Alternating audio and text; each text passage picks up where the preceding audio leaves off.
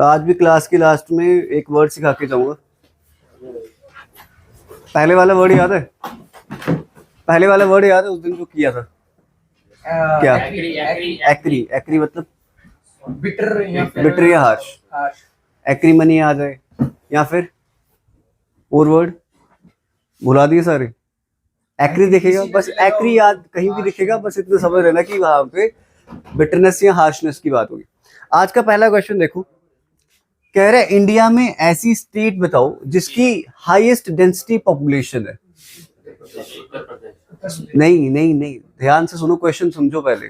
Question समझो पहले, पहले क्वेश्चन समझो कि मतलब डेंसिटी का मतलब है क्या। डेंसिटी का मतलब क्या है कि देखो कितनी पॉपुलेशन कितने स्क्वायर किलोमीटर एरिया में है। यहाँ पे सबसे ज्यादा है, किस जगह पे हो सकती है? बिहार में। तो बिहार में क्या है सबसे ज्यादा, उसके बाद वेस्ट बंगाल है, ठीक है। उत्तर प्रदेश का एरिया भी ज्यादा है, अगर पॉपुलेशन ज्यादा ना तो एरिया भी ज्यादा है। तो डेंस उसने बात करी डेंसिटी की, तो डेंसिटी सबसे ज्यादा कहाँ पे? हमारे बिहार में। तो क्या बोल रहा है, in India the state with highest density of population is Bihar. And Bihar with कितनी डेंसिटी पॉपुलेशन है? 1 स्क्वायर किलोमीटर में कितने बंदे? 1106। And is most thickly populated state followed by West Bengal and Kerala. और केरला की कितनी आती है? 860। और बंगाल की कितनी आती है? और मे बी इसके बाद हरियाणा आता है, मे बी इसके बाद क्या आती है? हरियाणा शायद। एक बार चेक कर लेना फोर्थ पे कौन है। इतना ज्यादा रखने की जरूरत नहीं है, बट 3 याद रखना, पहली Bihar, second West Bengal and third Kerala. Second question देखो, ये नहीं करे, नहीं करेगा ये, वैसे हैं बट किया एक बार भी नहीं है तुमने, ये सारे नए।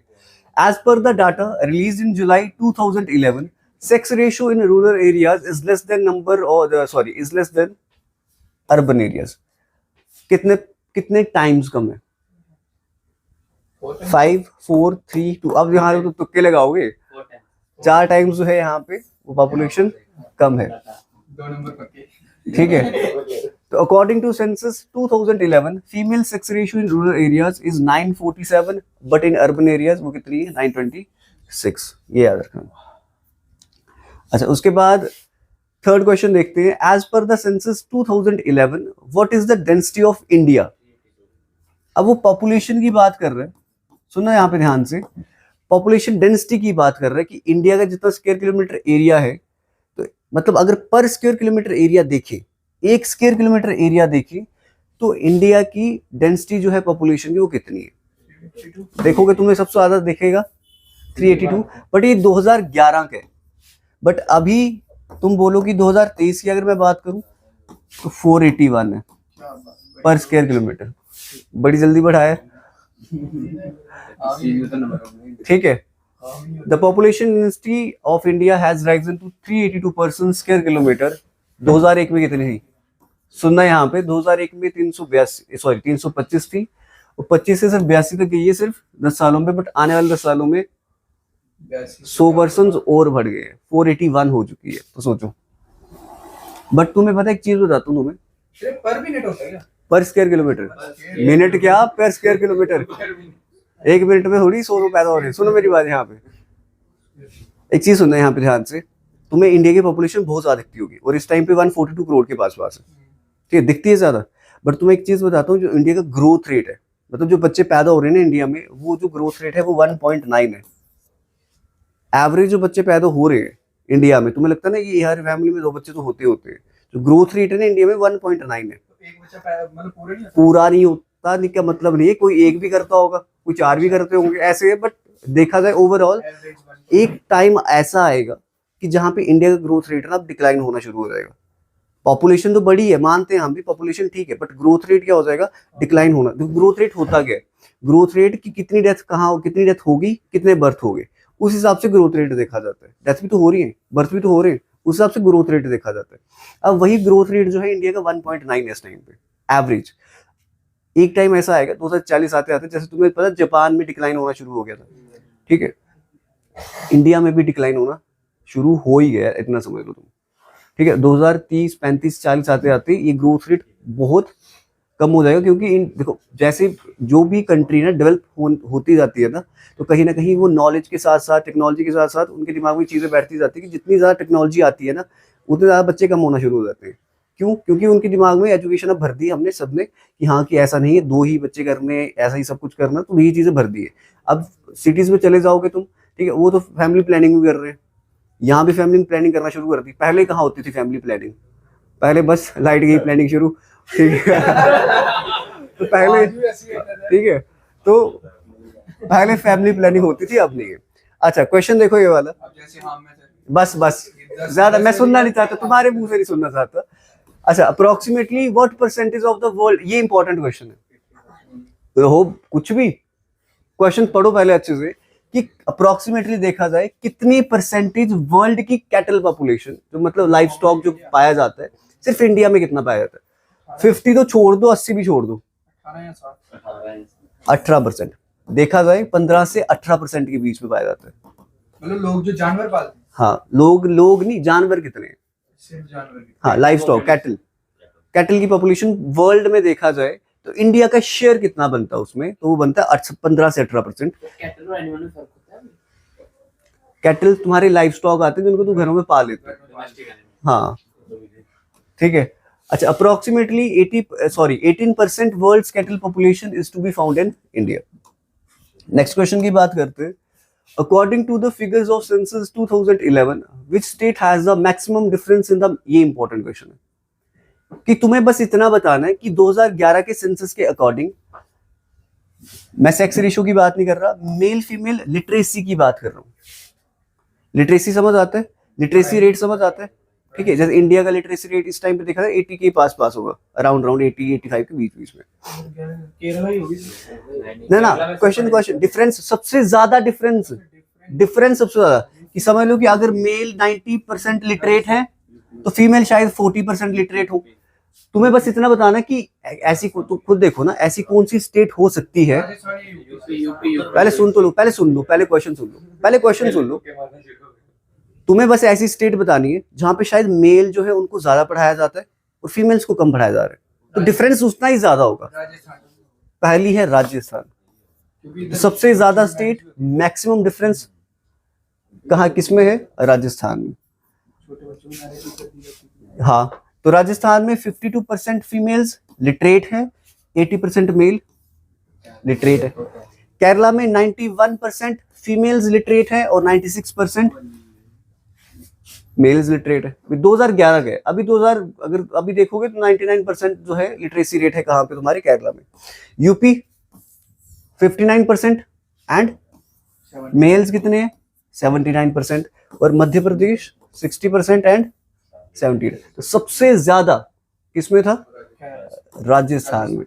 ज्यादा ये नहीं, ये तुम्हें क्वेश्चन ये पूछेगा ना लिटरेसी रेट सबसे ज्यादा कहाँ पे है, तो यहाँ पे है, बट डिफरेंस मेल फीमेल में कब कहाँ पे है? वो राजस्थान में। राजस्थान में 80, अगर 100 की बात करूं तो 80 वहां पे मर्द पढ़े लिखे होते हैं और 52 फीमेल्स, तो डिफरेंस सबसे ज्यादा मेल फीमेल में यहाँ पे है। ये वाले क्वेश्चन की बात करती है, द ग्रोथ रेट। अभी बताया तुम्हें ग्रोथ रेट कैसे देखा जाता है, अभी थोड़ी देर पहले मैंने डिस्कस करा कि ग्रोथ रेट कैसे, कि difference between birth rate and death rate, कितने बच्चे पैदा हो रहे हैं और कितनी डेथ्स हो रही है तुम्हारी, उसी के रेट को जब कैलकुलेट करते हो, एवरेज निकालते हो, तभी हमारे सामने ग्रोथ रेट आता है। तो the growth rate of population means difference between birth rate and death rate. Population can be said to be growing when number of individuals increase in it. It can be best calculate by calculating difference between birth and death rate. और population बढ़ रही है तो कैसे बढ़ रही होगी? तो बर्थ रेट जब ज्यादा है एंड डेथ रेट कम है तो पॉपुलेशन बढ़ना शुरू हो जाती है। चलो, इस क्वेश्चन का आंसर मैं बिल्कुल नहीं दे रहा, क्योंकि तुम सबको भी मैं मानता हूं कि तुम इक्वली तुम पढ़े लिखे हो, सारे हो, हाँ ना। इस क्वेश्चन का आंसर तुमने देना है। क्वेश्चन समझा देता हूं। पहला क्वेश्चन बोल रहा है कि which of the following statement regarding literacy in India are correct. Literacy होती है कि पढ़ाई लिखाई, कितना कोई पर्सन कितना पढ़ लिख रखा है, जो लिटरेट है या जो भी है। लिटरेसी रेट तुम उसको बोलोगे कितने बंदे यहाँ पे पढ़ रखे हैं, ठीक है, बेसिक समझ आता है। अब उसने दी हमें यहाँ पे 3 स्टेटमेंट, 4 स्टेटमेंट, और 4 में से तुमने बताना कि कौन सी वाली स्टेटमेंट्स जो हैं वो सही है। पहली स्टेटमेंट पढ़ते हैं। पहली स्टेटमेंट बोलती a person who can only read but cannot right is not defined literate.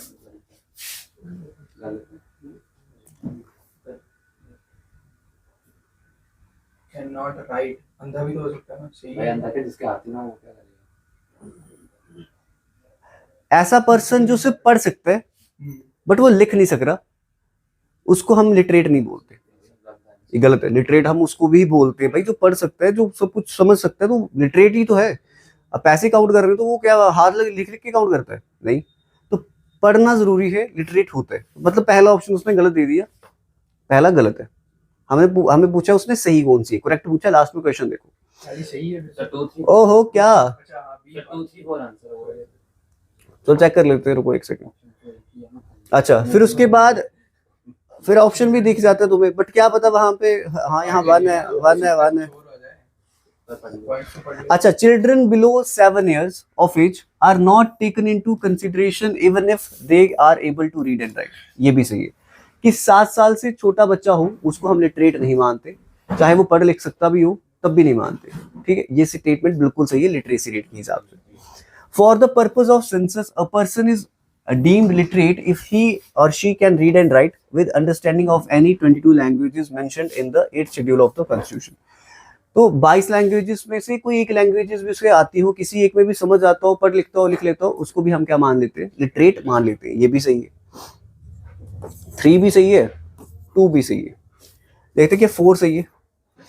The fact that a district has attained 100% literacy rate does not mean that the entire population in the district is literate। हाँ, अगर पूरी की पूरी district जो है वो 100% literacy rate ले भी लेती है तो बट इसका ये मतलब नहीं है कि वहां पे सारे की सारी पॉपुलेशन ही लिटरेट है।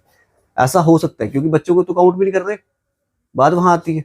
तो ये भी बिल्कुल सही है। तो ऑप्शन तुम्हारा पहला गलत था, दूसरा, तीसरा, चौथा सही है। तो 2 3 4 ऑप्शन नंबर बी यहाँ पे टिक लगाओगे, आ जाओगे। बात करते हैं नेक्स्ट क्वेश्चन की। नेक्स्ट क्वेश्चन आपके सामने है। अच्छा, पहले तो इसका आंसर देख लो। उसने बोला कि वो 3 स्टेटमेंट सही थी, उसको छोड़ो। इस वाले क्वेश्चन की बात करते हैं। चलो क्वेश्चन पढ़ो और बताओ। क्वेश्चन ही नहीं पढ़ूंगा मैं, क्वेश्चन तुम पढ़ोगे, आंसर बताओ। सबसे पहले आएगा पॉपुलेशन इन इंडिया। जेम्स पे जाएंगे। क्वेश्चन समझ आया सबको? उल्टा तो नहीं पढ़ा है? क्वेश्चन तुमने उल्टा पढ़ा है ना? हाँ है ना? तुम्हारे हिसाब से पहले क्या आना चाहिए? इंक्रीजिंग ऑर्डर में पूछा, सबसे कम वाले आने चाहिए। हाँ, समझ आई क्या पूछा उसने? क्वेश्चन पूछा arrange the following religious group in increasing order, पहले कम फिर ज्यादा ज्यादा ज्यादा। तो सबसे कम पॉपुलेशन जैन्स की है, फिर उसके बाद नहीं, फिर शायद बुद्धिस्ट, फिर सिक्स, क्रिश्चियन एंड फिर मुस्लिम। तो ऑप्शन कैसे सही होगा यहाँ पे? Option number 4 4 2 4 4 2 5 4 2 3 4 2 3 5 1, option number A. तो क्या बोल रहे हैं? सबसे ज्यादा पॉपुलेशन जो है देखा जाए सबसे ज्यादा हिंदूज की है 70% के पास, फिर उसके बाद मुस्लिम्स आते हैं, फिर क्रिश्चियंस, फिर सिक्स, फिर बुद्धिस्ट, फिर जैन। बट उसने हमें पूछा था इंक्रीजिंग ऑर्डर में। तो सबसे कम जैन्स की है, फिर बुद्धिस्ट की है, फिर सिक्स की है, फिर क्रिश्चियंस की है, फिर मुस्लिम्स की है, और फिर उसके बाद हिंदूज की है। ये इंक्रीजिंग ऑर्डर में, कम से ज्यादा ऑर्डर में। अच्छा, ये वाले क्वेश्चन का आंसर दो। The tribal population in Andaman and Nicobar island belongs to the, ये तुम्हें उसने क्वेश्चन थोड़ा सा घुमा के पूछा है, लास्ट है, नेग्रॉइड्स है कि जो पॉपुलेशन पाई जाती है कहाँ पे, अंडमान एंड निकोबार में, वो किस रेस से बिलोंग करती है, किस रेस से बिलोंग करती है? नेग्रॉइड से। और ये रेस तुम्हें इतना समझ लो ये कहाँ पे है, ये तुम्हारे अफ्रीका वाले कॉन्टिनेंट से ही रेस है। हाँ, तो वो यही कह रहे हैं कि tribal population in Andaman and Nicobar island belongs to the negroids, और negroids is a grouping of human beings historically regarded as a biological taxon. The term has been used for by forensic and physical anthropologist to refer the individual and population that share morphological and skeletal traits। तो मतलब ये जो terms use करी जाती है ना, नेग्रॉइड्स वगैरह ये सब कुछ, ये किसकी द्वारा यूज करी जा रही है? फॉरेंसिक और फिजिकल तुम्हारे एंथ्रोपोलॉजिस्ट के द्वारा, क्योंकि ये कुछ ट्रेट्स बताते हैं, तुम्हारे मॉर्फोलॉजिकल ट्रेट समझ लो कि तुम्हारा बोन का स्ट्रक्चर कैसे है, तुम्हारे मसल का स्ट्रक्चर कैसे है। तो ये कहीं ना कहीं रिलेट करता था किनसे? तुम्हारे अफ्रीका वाले कॉन्टिनेंट के पर्सन से। तो इसीलिए ये रेस जो है इसको माना जाता है ये किनकी रेस है? जैसे हम इंडियंस को बोलते हैं आर्यंस की रेस से चलते आ रहे हैं ना, तो वैसे ये किसकी रेस से? अफ्रीकन रेस से, नेग्रॉइड्स इनको तुम बोलते हो। चलो ये वाला क्वेश्चन है, लास्ट क्वेश्चन है, आंसर दो, खत्म करते हैं। In contest of population which of the following describe the correct meaning of sex ratio? Sex ratio से क्या समझ आते हैं? कितने फीमेल्स हैं मेल्स पे, क्या ये आता है? क्या कितने मेल्स हैं फीमेल पे, क्या ये आता है? क्या समझ आता है इससे? बी पार्ट अगर हमें सेक्स रेशियो निकालना हो कैसे निकालते हैं? हम ये देखते हैं कि कितनी फीमेल्स हैं मेल्स पे पर 1000 मेल्स पे, तो नंबर ऑफ फीमेल्स पर 1000 मेल्स 1045 थी, अब तो बढ़ गई 1020, 45 थी, 20 20 है। पहले नहीं थी 1020। अभी अगर देखा जाए इस टाइम पे सेक्स रेशियो तो 20 लड़कियां ज्यादा हैं तुमसे, पहले 945 थी ना। पहले कम थी, पहले कम थी, अब ज्यादा है। अब जो तुम्हारी सेक्स रेशियो जो है फीमेल्स जो है वो ज्यादा हो चुकी है, बट तुम सारे इस टाइम पे सिंगल बैठे, तो मैं तो है क्या ही सजेस्ट करूं अब। तो यहाँ देखो sex ratio used to describe number of females per, अब ये 940 है किसके अकॉर्डिंग? तुम्हारा 2011 के सेंसेक्स के अकॉर्डिंग, बट अभी देखा जाए तो 1020 है। लड़कियां केटीएम वाले पटाखे से। ठीक है, अब बात करते तुम्हारे आज के नेक्स्ट वर्ड की, जो आज डिस्कस करना है हमने। वर्ड एक वर्ड लास्ट में रोज का सीख के जाएंगे, रूट वर्ड सीख के जाएंगे, ताकि अगर इंग्लिश भी एग्जाम में कहीं आ जाए तो तुम्हें आसानी हो जाए कुछ वर्ड्स को याद करने में। एक सेकंड बस,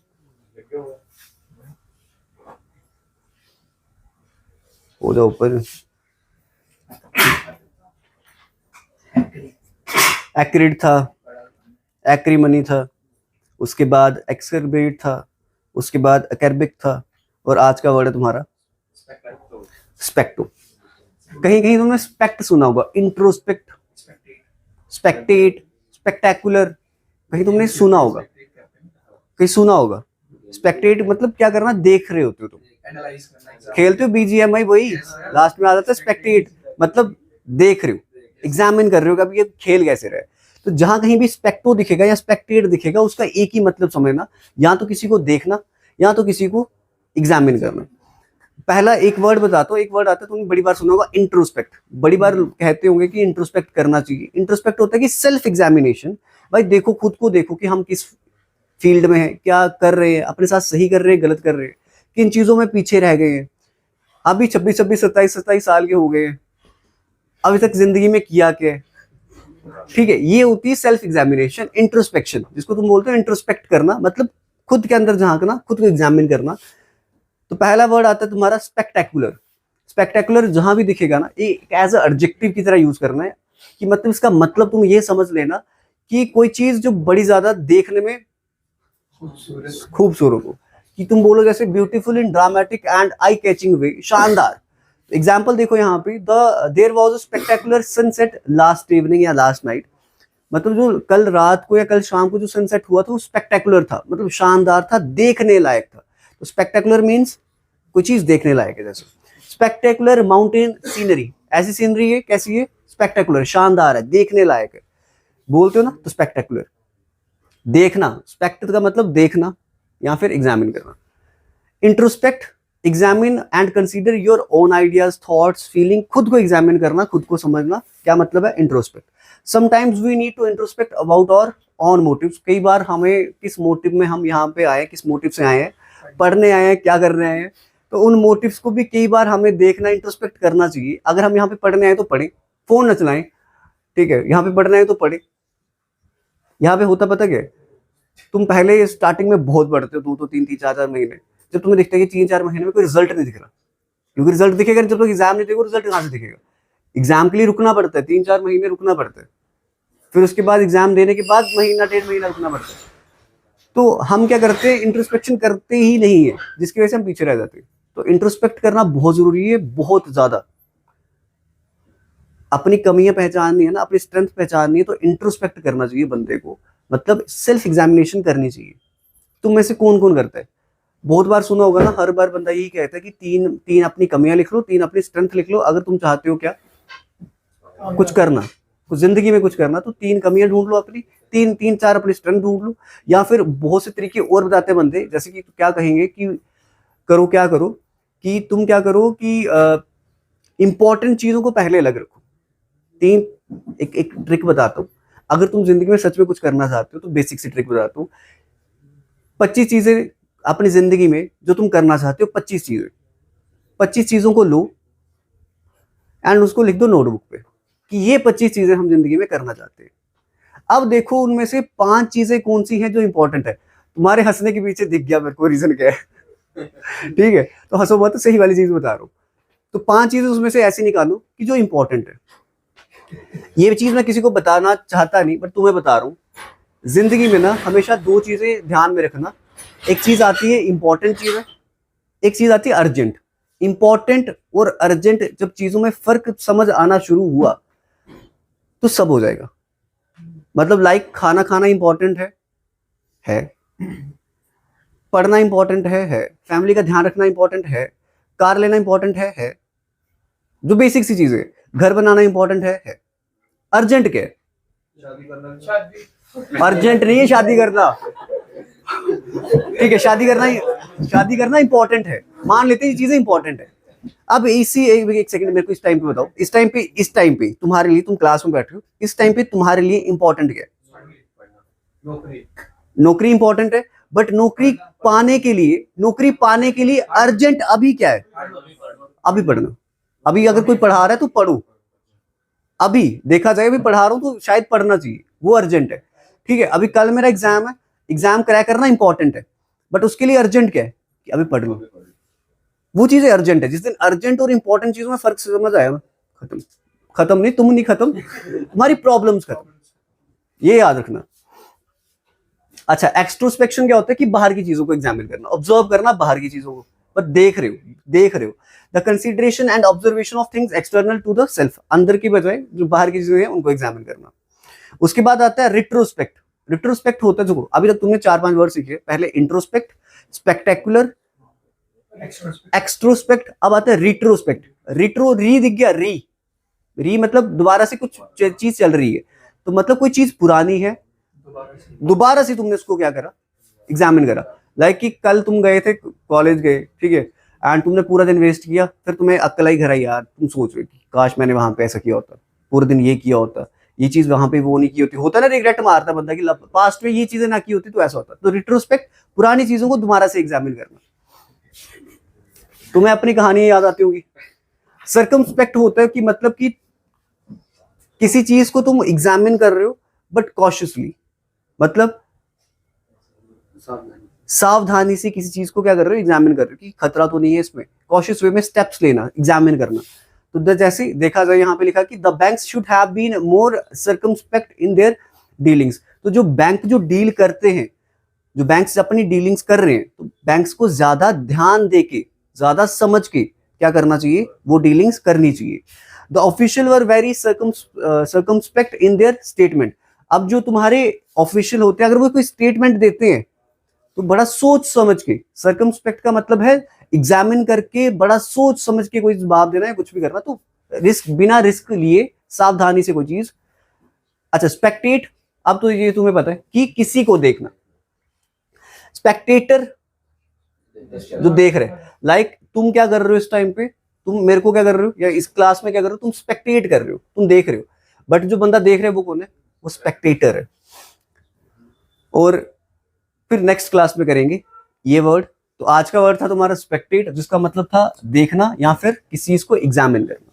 तो 1 वर्ड स्पेक्टेट पढ़ के तुमने 8 वर्ड कर लिए आज। स्पेक्टेट, स्पेक्टेकुलर, उसके बाद स्पेक्टेटर, एक्ट्रोस्पेक्ट, रिट्रोस्पेक्ट, इंट्रोस्पेक्ट, सर्कमस्पेक्ट। तो 4 वर्ड, 1 वर्ड से तुमने 7-8 वर्ड कर लिए। क्लियर? ठीक है, यहीं पे क्लास खत्म कर रहा हूँ, और उसके बाद शायद तुम्हारा टेस्ट चलने वाला है, तो शायद रीजन होती है।